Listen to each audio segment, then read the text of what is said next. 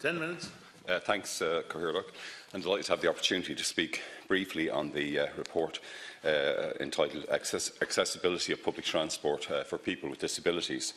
I'd like to first of all warmly commend the chairperson, Deputy Fergus O'Dowd, and indeed his whole Transport Committee for their work in holding hearings on accessibility to public transport and presenting us, as Deputy O'Dowd notes himself in his introduction, I think, and I quote, with the experiences of disadvantage, exclusion and unequal treatment endured by our citizens with disability, end quote.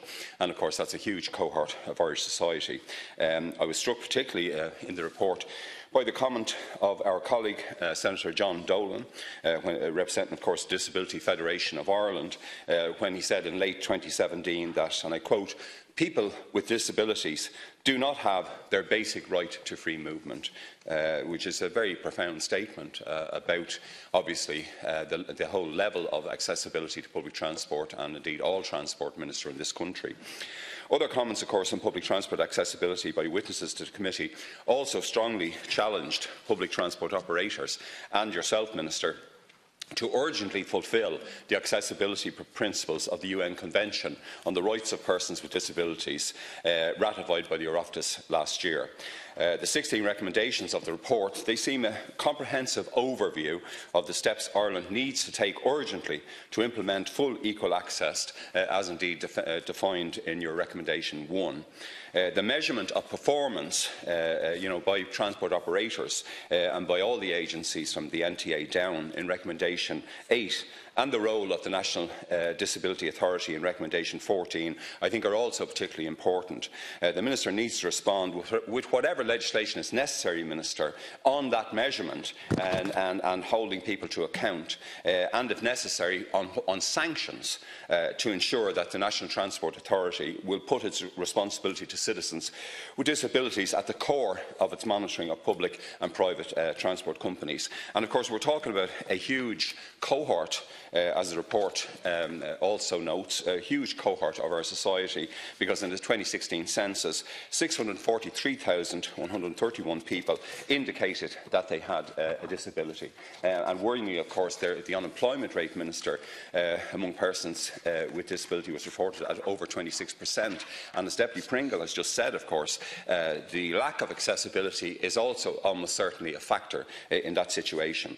In preparing for this debate, of course, I contacted Miss Joan Carthy, the outstanding advocacy officer of the Irish Wheelchair Association. I'd like to welcome Joan and all her colleagues in the sector to the gallery this evening.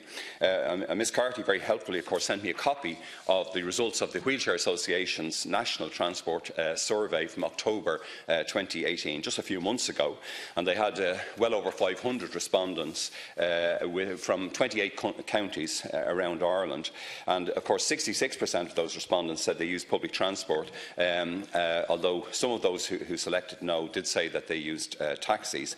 But trains and the Dart were the most common type of transport used, and of course people who use taxis usually book them in advance and were therefore very rarely able to book an accessible taxi. And of course the advance notice issue, Minister, I noticed your own comments at the committee in relation to this 24-hour, the 4-hour notice. It's a very significant issue, I think, for our citizens with disability in relation to transport accessibility.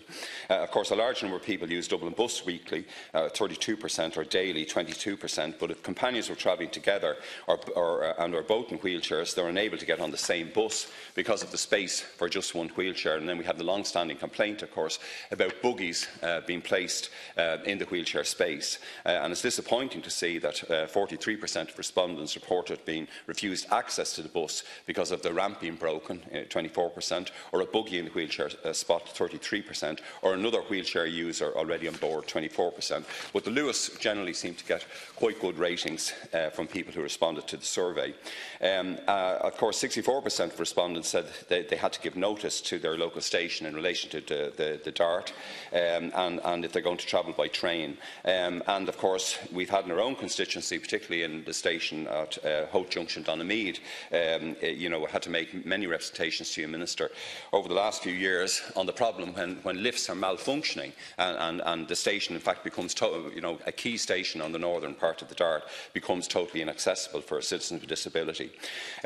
We also know, of course, the availability of accessible taxis. It's small, and of course, it's only since 2010. Of course, the licences they were only granted for wheelchair accessible vehicles, but we still have just 8% of the SPSV fleet is wheelchair accessible. I was dismayed, I think, in 2017. I note that there was only €2 million available then for the Public Transport Accessibility Grants Programme. I think you've said, have you, that that's now expanded to something like 7 million, or were you referring to that specifically? And we've also, of course, in recent times had at various stations in my constituency on the Dart front, Clongriffin, it was one of the first stations to become staffless earlier this month because of the new system of the 13 hubs. One of the first stations that's not been manned at all time. And of course, it's said that the rationale behind these unmanned stations, it'll allow staff at the hubs to travel between stations. But I mean, again, this is something that I think citizens with disability using public transport have grave concerns about, whether in fact that system is going to work and how it's going to work. So I want to warmly welcome the report before us today, Cathaoirleach, and I'd like to acknowledge the input of stakeholders, including the Disability Federation of Ireland, of course Inclusion Ireland, the Irish Deaf Society, the National Council for the Blind, the Irish Wheelchair Association, of course, and all the other disability activists. I'm a member, of course, Minister, as you know, of the informal Oireachtas Disability Group, which of course is founded and chaired by our colleague Senator John Dolan, which has done, I think, remarkable work over the last couple of years. The role I've tried to play, because I'm also on the Budget Oversight Committee, is to try to ensure that the needs of citizens with disability is inputted into budget preparations at the earliest possible time.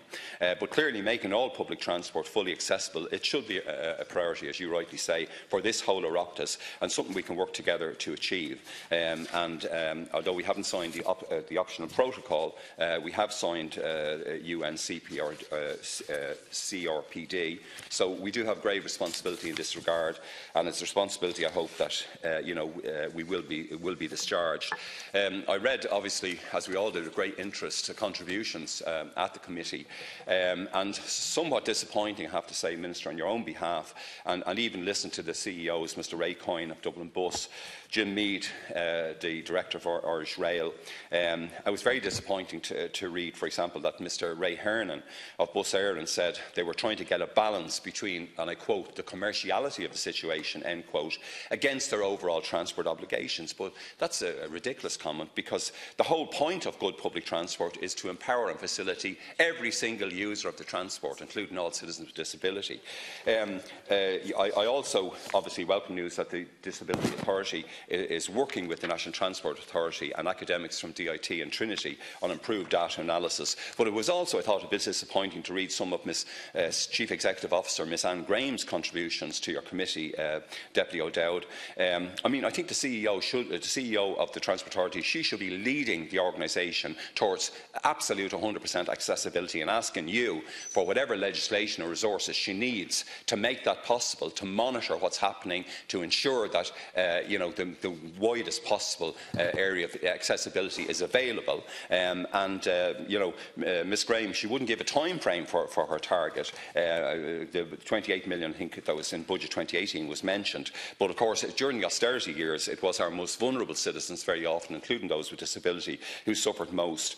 Also, just in relation to yourself, I think I asked you a few years ago in relation to the cost of updating bus stations, the works at Bus Hour, as you told me, I think at the time would cost. Well, the overall, you mentioned a cost of 11.5 million, railway works 79 million, and so I think you put the figure of fully accessible public sector infrastructure that you were taking care of at between 100 and 200 million. Well, that seems to me to be a reasonable sum. In this House, very recently, as you know, many of us voted against putting 500 million into the rainy day fund at this particular juncture. And one of the areas we were thinking about was the disability sector. You know, I think that's achievable, and it's something that you should work for. Finally, of course, the Irish Wheelchair Association recent correspondent, they highlighted a number of disturbing issues. For example, emerging problems with the new go-ahead buses, which have taken over 10% of the radial Dublin bus routes, including a number of routes through my own constituencies. Also mentioned was problems with the new Waterford intercity fleet. And I mean, I hope the representation that have been made about these issues will be dealt with. So I want to commend the Chair and the Committee for their outstanding work in developing the report, and I urge you, Minister, to accept it and act on it. Thanks, Caroline.